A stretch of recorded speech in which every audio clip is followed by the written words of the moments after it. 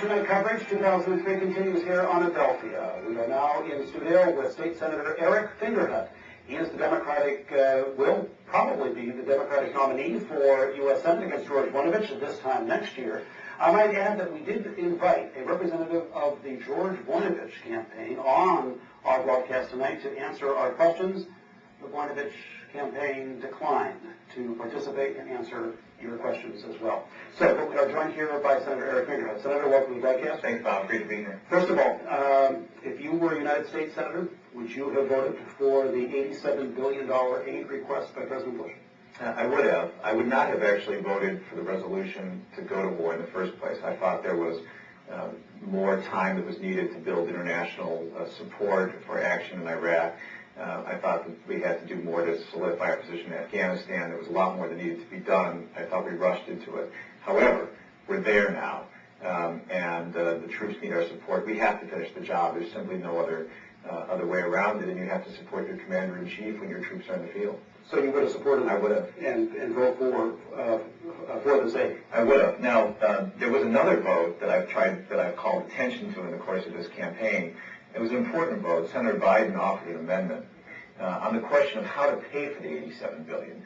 Should we have, on one hand, just simply added it to the deficit, which is now a record $500 billion, or should we have repealed some part of the tax cuts that were passed last May when we were already in Iraq but didn't know how much the war was going to cost? Senator Voinovich voted to add the money to add the $87 billion to the debt, to the deficit, ultimately to the debt. And I think that's the wrong vote. I would have voted to pay for it now. I think it's really unconscionable that we're sending our soldiers over to Iraq. They're making a sacrifice for us. Their families are sacrificing back home. Then they're going to come back home and they're going to have to pay for the war through their taxes.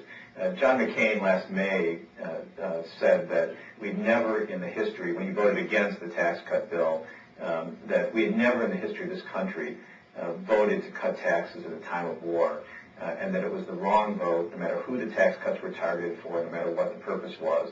I think he was right. I think that Senator Voinovich was wrong in May. I think he was wrong again about how to pay for the $87 billion. But I would have voted to support the request for money. 575-0403. If you have a question for State Senator Eric Fingerhut, he is running in the primary next year. It's early this year. It's March of 2004. To take on Republican incumbent George Voinovich. Again, as a reminder, a representative of the Voinovich campaign was invited on our broadcast tonight but declined to participate. Senator, did President Bush exaggerate the threat against the United States? I think he did.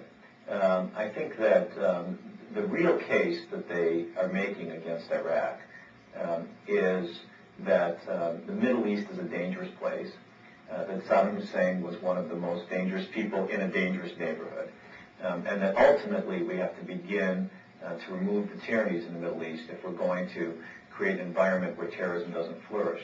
That's a difficult argument to make, and I think they chose instead to make an argument that really wasn't true, which was that we had this imminent threat of weapons of mass destruction.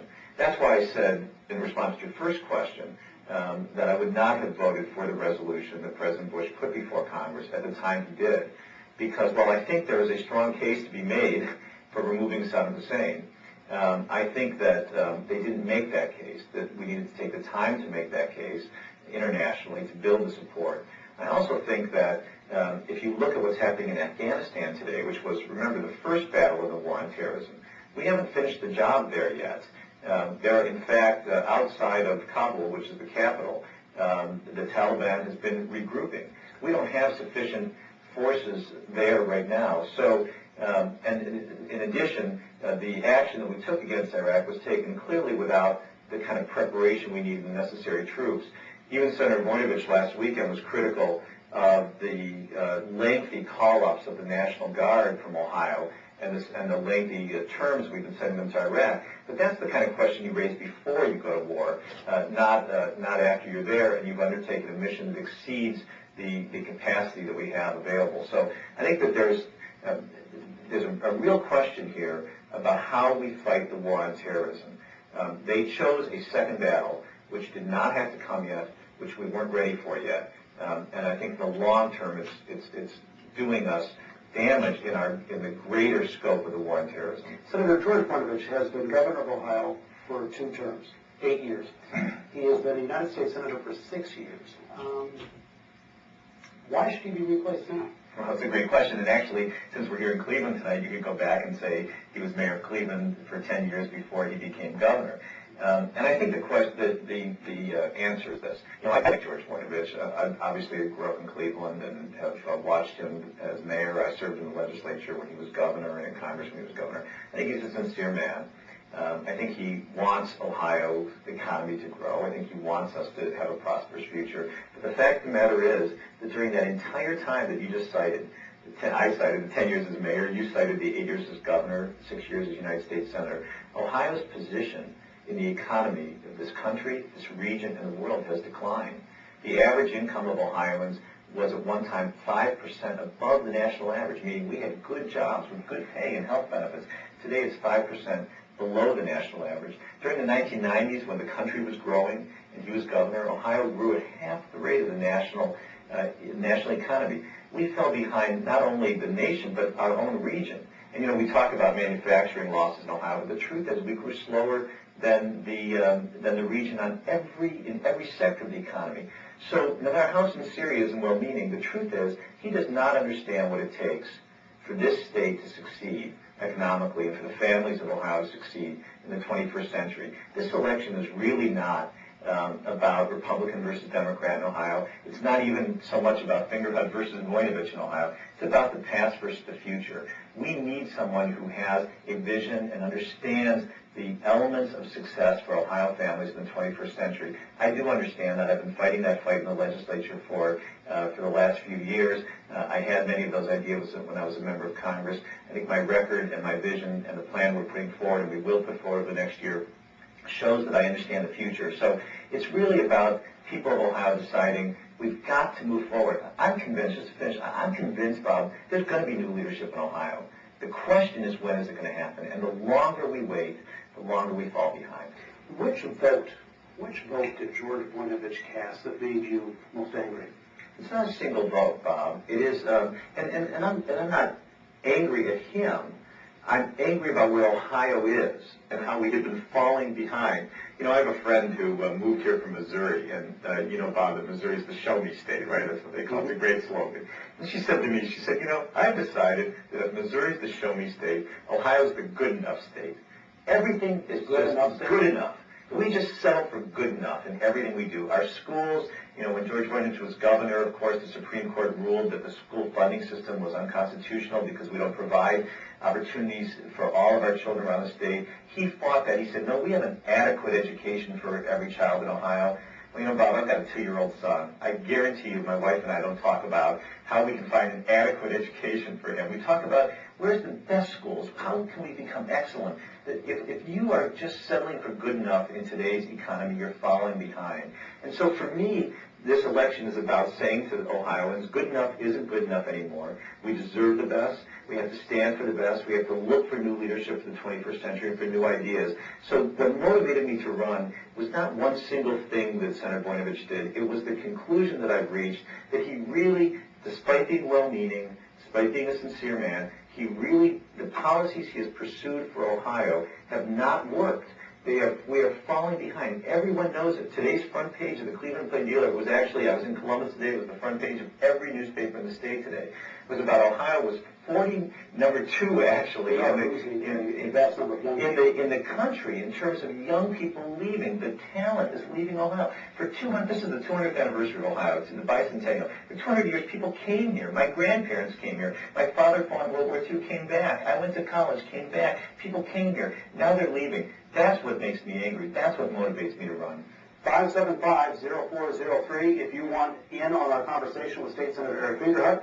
We'll look in the past in just a little bit. George Voinovich voted to remove Bill Clinton from office. We'll ask Senator Fingerhut about the Clinton impeachment. I'm Bob Conklin. We'll be right back.